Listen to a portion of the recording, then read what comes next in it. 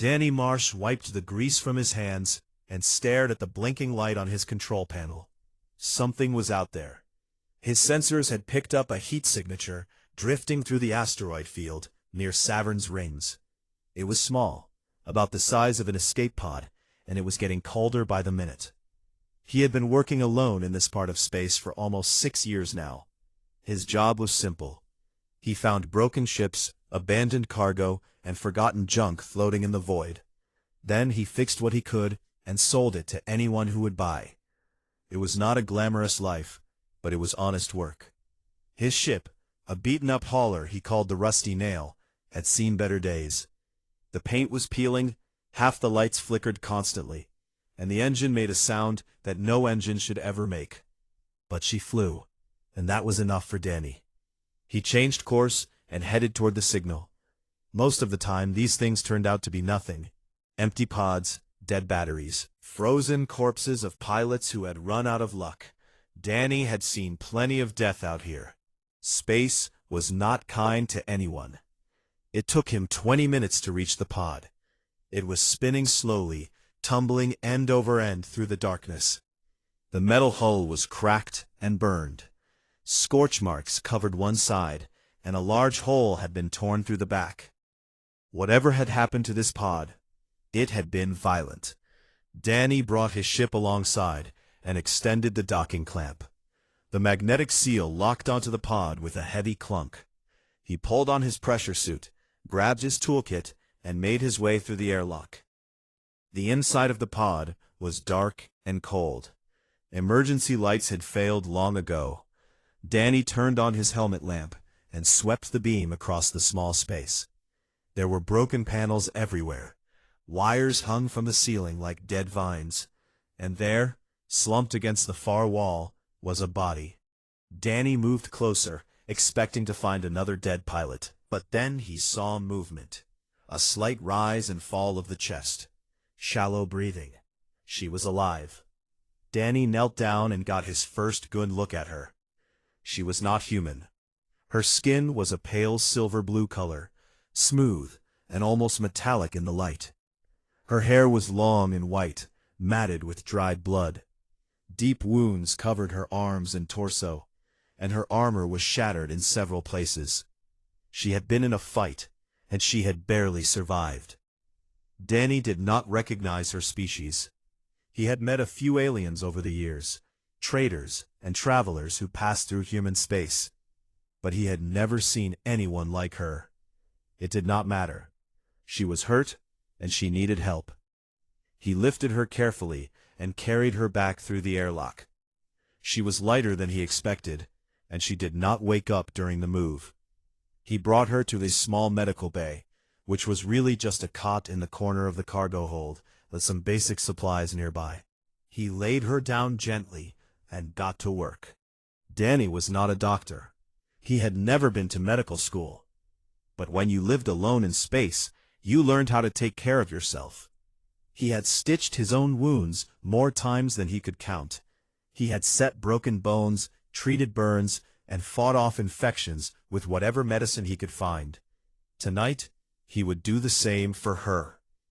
He cleaned her wounds first, washing away the dried blood and dirt. Some of the cuts were deep, and he stitched them closed with careful hands. Her blood was darker than human blood, almost purple, but it seemed to clot the same way. That was a good sign. The worst injury was on her side, where a piece of metal had torn through her armor and buried itself in her flesh. Danny worked slowly, removing the fragment bit by bit. She groaned once during the process, a low sound of pain, but she did not wake up. When he finally pulled the last piece free, he packed the wound with antibiotics and bandaged it tightly. Her breathing was still weak, and her skin felt hot to the touch. She had a fever, probably from infection. Danny hooked up a bag of saline solution to give her fluids, then rigged a cooling system using parts from his air conditioner. He had no idea if it would work on her biology, but it was better than doing nothing. He sat beside her through the night, watching and waiting. Every hour he checked her temperature and changed her bandages. He talked to her sometimes, even though she could not hear him. He told her about his ship, about his life, about the time he had gotten lost in an asteroid storm and thought he was going to die. Talking helped him stay awake. Around dawn, or what passed for dawn on a ship with no windows, her fever finally broke. Her breathing grew stronger, and some color returned to her face. Danny let out a long breath and leaned back in his chair. She was going to make it. He fell asleep right there, exhausted from the long night. When he woke up a few hours later, she was staring at him. Her eyes were pale gold, bright and sharp, like nothing he had ever seen. They studied him with a mixture of confusion and caution. She tried to sit up, then winced and fell back against the cot. "Easy," Danny said, holding up his hands. "You're safe. You're on my ship. I found you drifting in an escape pod. You were hurt pretty bad, but I patched you up." She looked down at her bandaged wounds, then back at him. "You saved me," she said. Her voice was rough, barely more than a whisper. "A human saved me." "Yeah, well," Danny shrugged. "I couldn't just leave you out there. That's not how I do things." She was quiet for a long moment. He got the feeling she was trying to figure him out, to understand why he had helped her when he had no reason to. "What is your name?" she asked finally. "Danny. Danny Marsh. What's yours?" She hesitated, just for a second. "Vale," she said. "You may call me Vale." "All right, Vale," Danny smiled. "Welcome aboard the Rusty Nail. She's not much to look at, but she's home. You rest up, okay? We can talk more when you're feeling better." He stood up and walked toward the small kitchen area to make some food. Behind him, Vale continued to watch. There was something in her eyes, something he could not quite read. Surprise, maybe, or curiosity. She had expected to die in that pod. She had expected to be forgotten, lost in the cold darkness between the stars. Instead, a stranger had found her. A human with a broken ship and a kind heart had pulled her from the void and brought her back to life. Vale did not know what to make of it. But as she lay there, listening to Danny hum quietly while he worked, she felt something she had not felt in a very long time. The days passed slowly on the Rusty Nail. Vale spent most of her time resting, letting her body heal from the terrible wounds she had suffered. Danny did not push her to talk. He did not ask questions about where she came from or what had happened to her. He simply went about his work, giving her space and time to recover. She watched him constantly. At first, it was because she had nothing else to do. But soon, she found herself genuinely fascinated by this strange human and his even stranger way of life. Danny's ship was old. That much was obvious. The walls were patched with metal plates of different colors. Wires ran along the ceiling in messy bundles. Half of the buttons on the control panel were held in place with tape. The whole vessel creaked and groaned with every movement, like an old man struggling to stand. And yet, somehow, it worked. Vale watched Danny fix things. Every day something new would break. A pipe would start leaking. A screen would go dark. The engine would make a sound that made Danny curse under his breath. But every time, he would grab his tools and get to work. He would crawl into tight spaces, bang on stubborn parts, and twist wires together with his bare hands. And every time, he would fix the problem. One morning, the ship's main power coupling failed. Vale heard the alarm from her cot and limped to the engine room to see what was happening. She found Danny elbow-deep in a tangle of burnt wires, his face covered in soot. "What happened?" she asked. "Power coupling fried itself," Danny said without looking up. "Old girl doesn't like the cold out here, makes her cranky." Vale looked at the damage. In her experience, a failure like this would require a full replacement. The part would need to be manufactured at a proper facility and installed by trained technicians. It would take days, maybe weeks. Danny fixed it in 3 hours. He used wire from an old radio, metal from a broken food container, and some kind of sticky paste that he kept in a jar under his workbench. When he was done, the coupling was uglier than before, but it worked perfectly. The power came back on, and the ship hummed to life. "How did you do that?" Vale asked, amazed. Danny shrugged. "You use what you have. Out here, you can't wait for the right parts. You make do with whatever you can find." "But that should not work. The materials are wrong. The design is wrong." "Yeah, well." Danny grinned and wiped his hands on his pants. "Sometimes wrong is good enough." Vale thought about this for a long time. She had ruled over 1,000 worlds. She had commanded fleets of ships that were engineered to perfection. Every component was designed by the finest minds in the galaxy. Every system was tested 100 times before it was approved.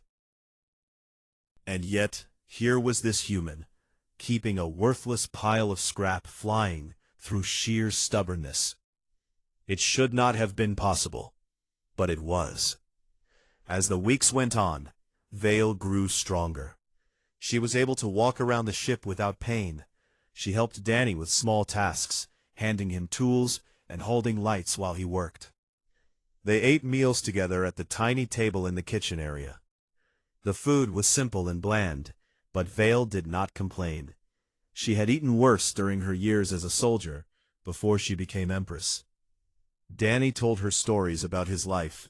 He talked about growing up on Earth, in a small town near the ocean. He talked about his father, who had been a mechanic, and his mother, who had been a teacher. He talked about leaving home at 18 to find work in space, and about all the strange things he had seen over the years. "I found a whole cargo ship once," he said one evening, "just floating out near Jupiter. Some kind of virus, I think. But the cargo hold was full of chocolate bars. Real chocolate, from Earth. I lived off those bars for 6 months." Vale smiled. It was the first time she had smiled in a very long time. "What about you?" Danny asked.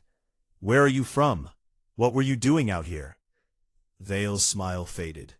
She looked down at her hands, at the scars that still marked her skin. "It is a long story," she said quietly. "I've got time." She shook her head. "Perhaps later. I am not ready to speak of it yet." Danny nodded and did not push. That was something else she had noticed about him. He respected her boundaries. He did not pry or demand answers. He simply accepted that she had secrets and let her keep them. One night, Vale could not sleep. She wandered into the cockpit and found Danny there, sitting in the pilot's chair and staring out at the stars. The view was beautiful, she had to admit. Millions of lights scattered across the endless black, each one a sun with its own worlds and its own stories. "Cannot sleep?" Danny asked without turning around. "No." She sat down in the co-pilot's chair beside him. "Too many thoughts." "Yeah, I know how that feels." He was quiet for a moment. "You know, you never told me what species you are. I've never seen anyone like you before." Vale hesitated. "My people are called the Sorenkai. We come from a world very far from here." "Sorenkai," Danny repeated, testing the word. "Never heard of them. But then again, I don't know much about what's out there beyond our solar system. Humans haven't made it very far yet." "No," Vale agreed. "Your species is young. You have only been in space for a short time." "Does that bother you, being stuck on a ship with a primitive human?" Vale looked at him. His face was lit by the soft glow of the instrument panel. There was no pride in his question, no defensiveness. He was simply curious. "No," she said honestly, "it does not bother me at all. In fact, I think I have learned more from you in these few weeks than I have learned from anyone in a very long time." Danny raised an eyebrow. "What could you possibly learn from me?" Vale thought about her answer. She thought about the power coupling, fixed with scrap. She thought about the meals shared without complaint.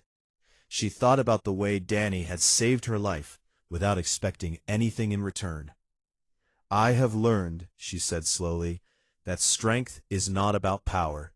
It is not about weapons, or technology, or armies. True strength comes from the heart, from the will to keep going when everything is against you, from the choice to help others, even when it costs you." Danny stared at her. For a moment, he seemed lost for words. That's a real nice thing to say, Vale. It is simply the truth." They sat together in silence after that, watching the stars drift by. And for the first time since her world had fallen apart, Vale felt like maybe, just maybe, things would be okay. She did not know what the future held. She did not know if she would ever see her home again, but right now, in this moment, she was grateful. Grateful for this strange human and his broken ship. Grateful for second chances. Grateful to be alive. The alarm woke Danny from a deep sleep. He rolled out of his bunk and stumbled to the cockpit, his heart pounding. That particular alarm meant only one thing. Ships were approaching. Big ships. He dropped into the pilot's chair and pulled up the scanner display. 3 contacts, coming in fast from the outer system. They were huge, at least 10 times the size of the rusty nail, and their energy signatures were unlike anything Danny had ever seen. These were not human vessels. These were alien warships. Vale appeared in the doorway behind him. Her face was pale, and her golden eyes were wide with fear. Danny had never seen her look afraid before. "They found me," she whispered.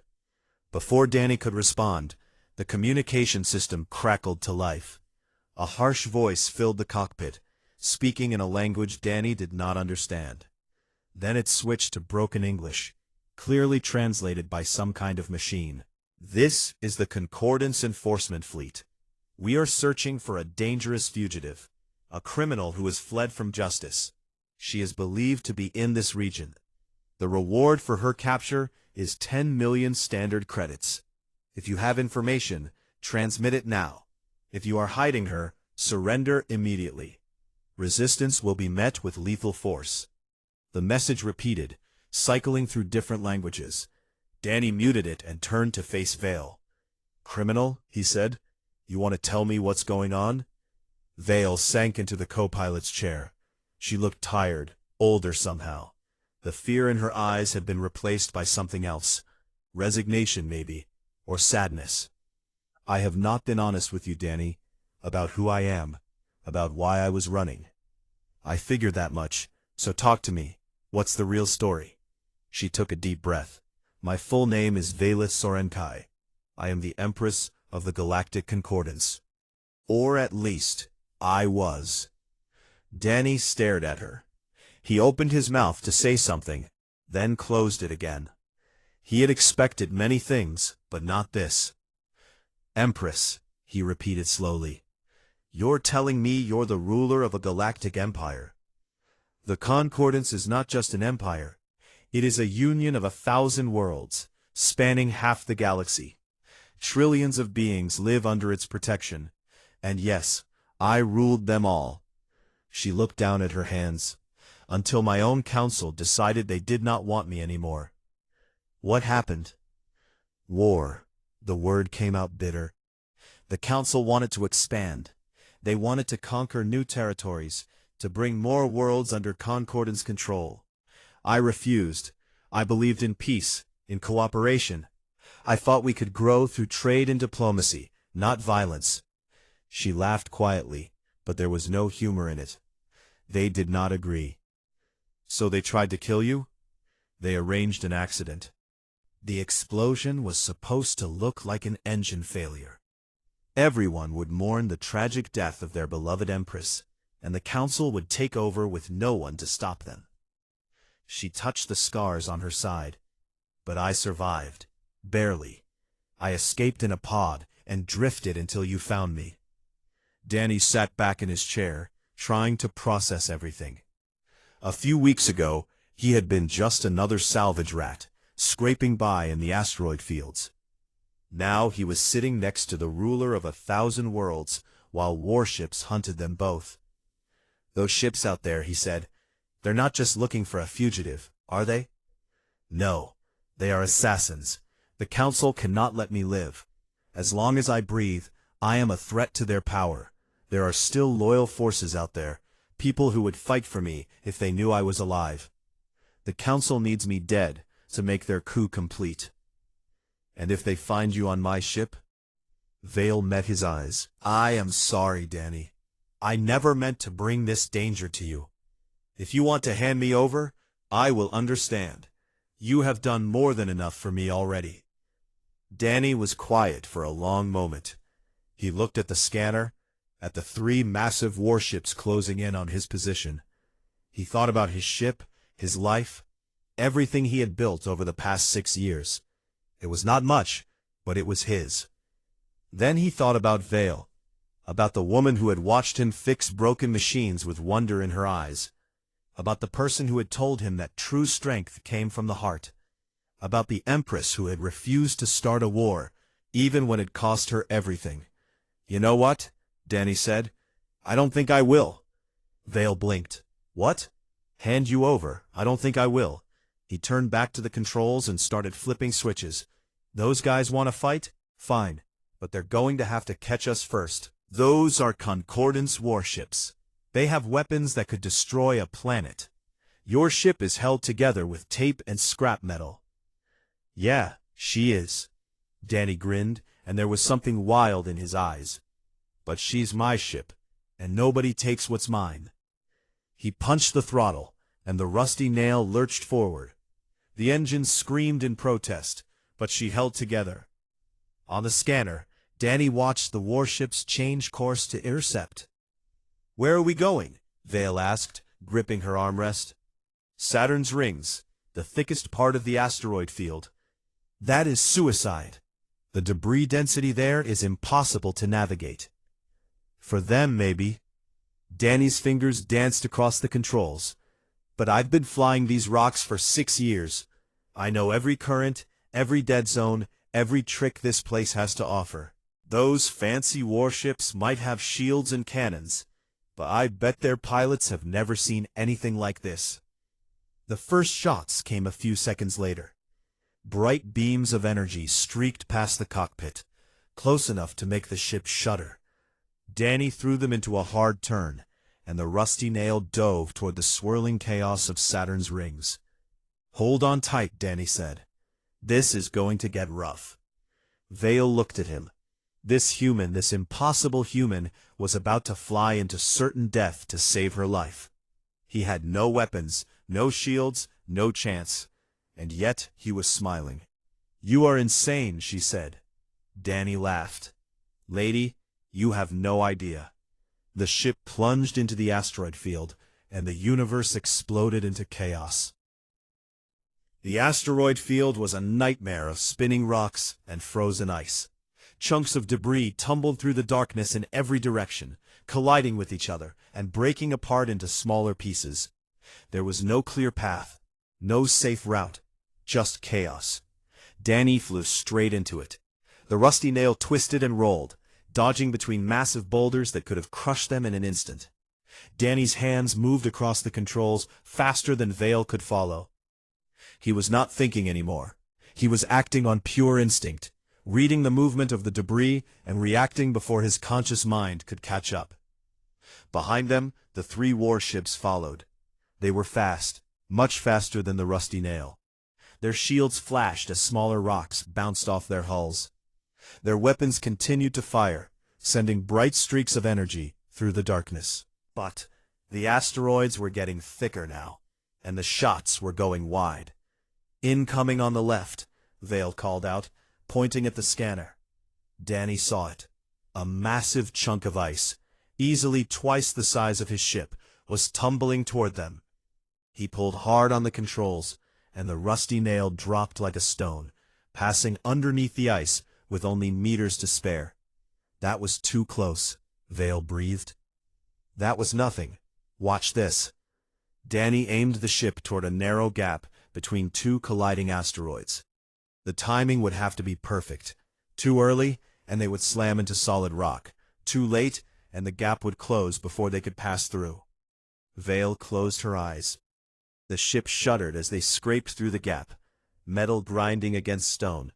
Then they were through, and the asteroids crashed together behind them, with enough force to shatter both into dust. One of the warships tried to follow. It was too slow. The debris field caught it broadside, and Vale watched on the scanner as the ship spun out of control, its engines failing. "One down," Danny said. 2 to go. The remaining warships were more cautious now. They hung back, trying to find a way around the densest part of the debris field. But Danny was not giving them time to think. He pushed deeper into the chaos, leading them further and further from open space. The rusty nail was taking damage. Warning lights covered the control panel. The hull had been breached in at least 3 places, and the automated systems were working overtime to seal the gaps. The engine temperature was climbing into the red zone. But Danny kept flying. "Your ship cannot take much more of this," Vale said. "She's tougher than she looks." Danny patted the console. "Come on, old girl. Just a little longer." It tried to cut them off, accelerating through a gap in the debris to get ahead of the rusty nail. For a moment, it looked like the maneuver would work. The warship was in position, weapons charging for a killing shot. Then, Danny did something unexpected. Instead of turning away, he flew straight toward the warship. The enemy pilot hesitated, confused by the move. In that moment of hesitation, Danny pulled up hard and skimmed over the top of the warship, so close that the 2 ships nearly touched. The warship tried to follow, but it was too big, too slow. It could not match the tight turn.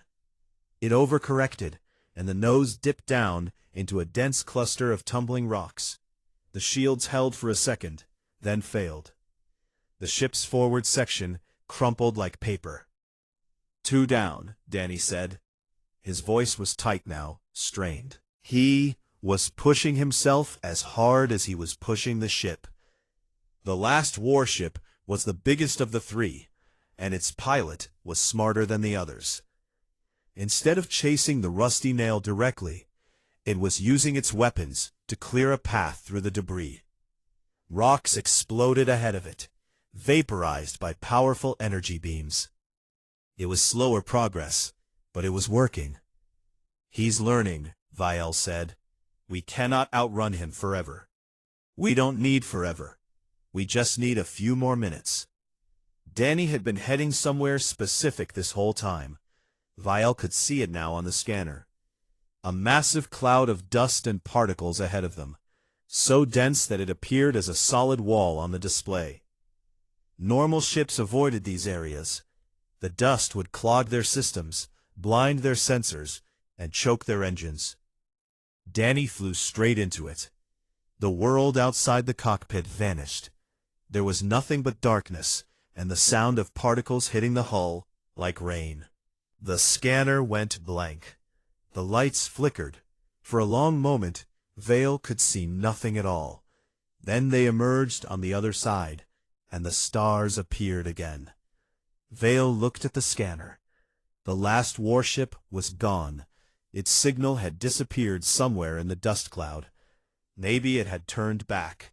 Maybe it had lost them in the chaos. Maybe it had been destroyed. She did not know, and right now, she did not care. "We made it," she said quietly. Danny slumped back in his chair. His face was pale, and his hands were shaking. "Yeah, we made it." The rusty nail drifted slowly through open space, finally free from the nightmare of the asteroid field. Smoke was rising from several panels. Alarms were still blaring. The ship was in bad shape, maybe the worst shape she had ever been in. But she was still flying. Vale turned to look at Danny. This human had just done the impossible. He had outflown 3 warships from the most powerful fleet in the galaxy. He had navigated a debris field that should have killed them a dozen times over. He had saved her life again. "How?" she asked. "How did you do that?" Danny laughed weakly. Honestly, I have no idea. I just kept flying and hoped for the best. That is not an answer.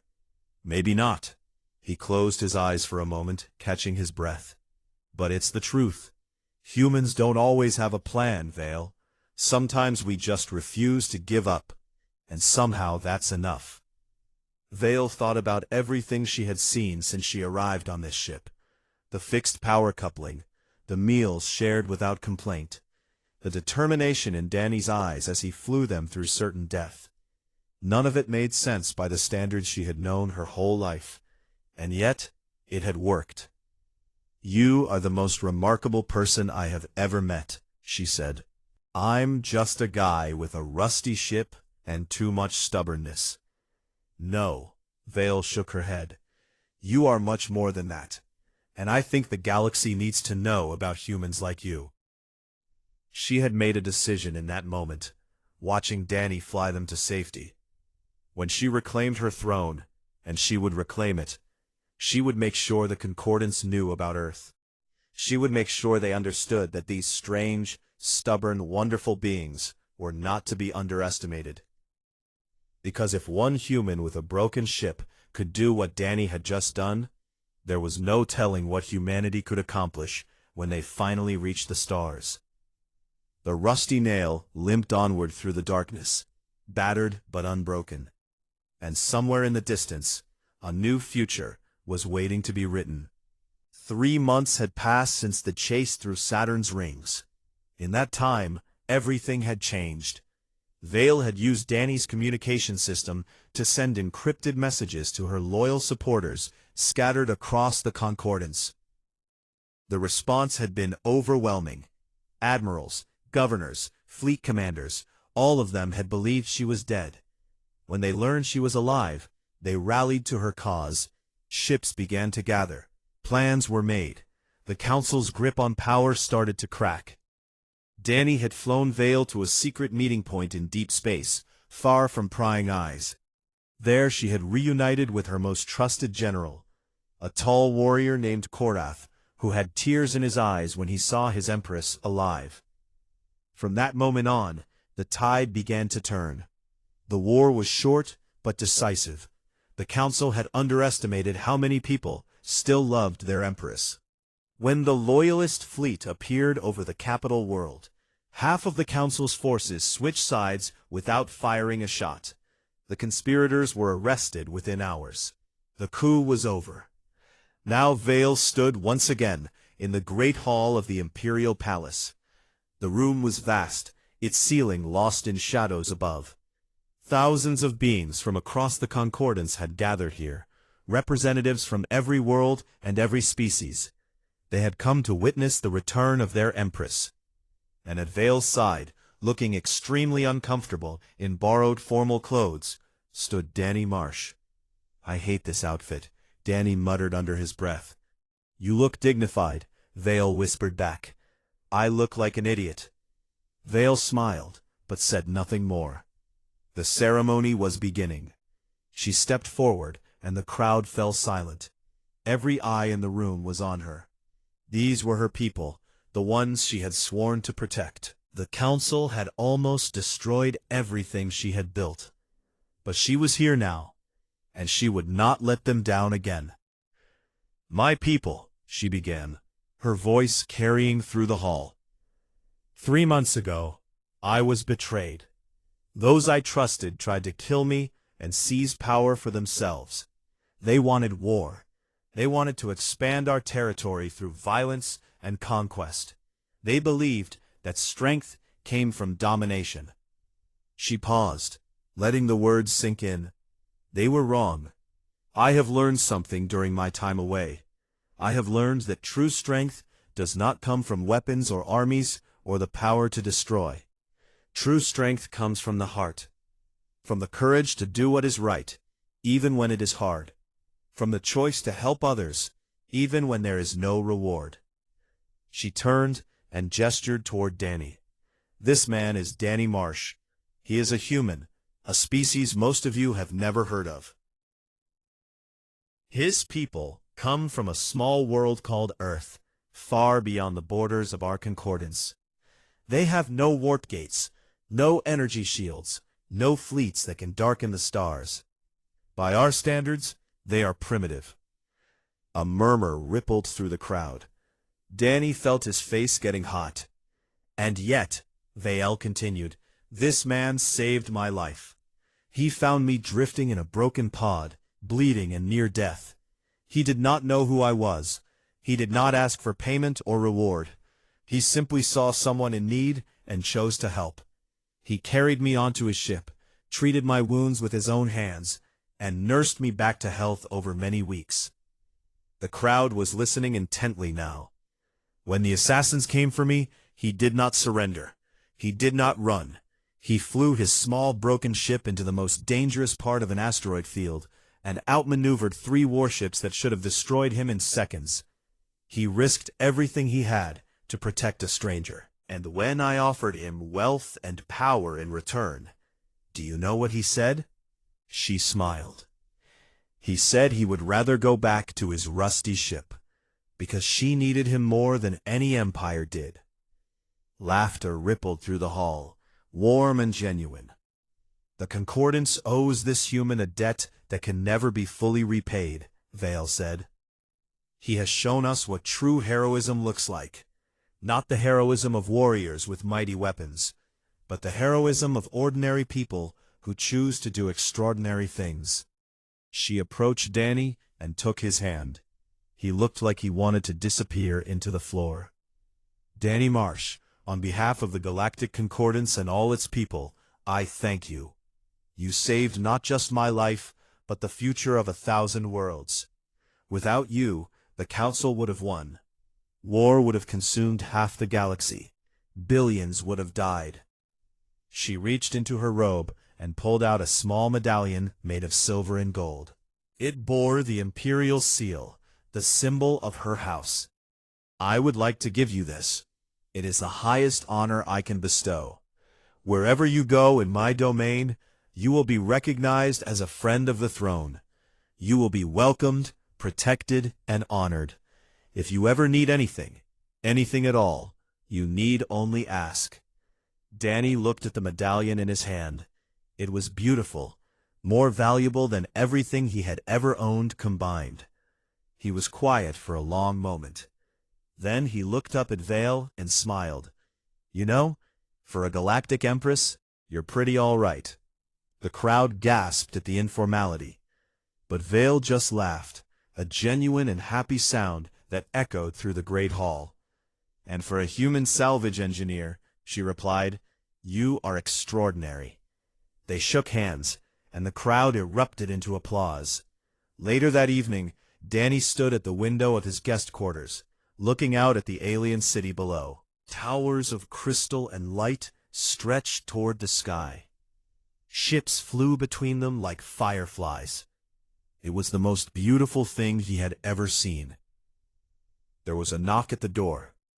Vael entered, still wearing her ceremonial robes, but looking more relaxed now that the formal events were over. You could stay, you know, she said, joining him at the window. I meant what I said. I would give you anything. A home here, a place at my court, a fleet of your own, if you wanted it. Danny smiled and shook his head. Thanks, but no thanks. I've got a ship waiting for me. She's not much to look at, but she's mine. I thought you might say that. Vael reached out and touched his arm. Thank you, Danny, for everything. Hey, I should be thanking you. This is the most excitement I've had in years. He paused. Just promise me something, okay? Anything. Promise me you'll be a good empress. Take care of your people. Keep the peace. Make sure what happened to you never happens to anyone else. Vael met his eyes. I promise. They stood together for a while longer, watching the lights of the city sparkle in the darkness. Then Danny gathered his things, put on his old jacket, and headed for the landing bay, where a shuttle was waiting to take him back to the Rusty Nail. As he walked away, Vael called out one last time. Danny! He turned. When your people finally reach the stars, she said, the Concordance will be waiting to welcome them. I will make sure of it. Danny grinned. I'll hold you to that. Then he was gone, walking toward his future with his head held high. He was just an ordinary guy with a broken ship and too much stubbornness. But he had changed the fate of a galaxy. And somewhere out there, among the endless stars, new adventures were waiting.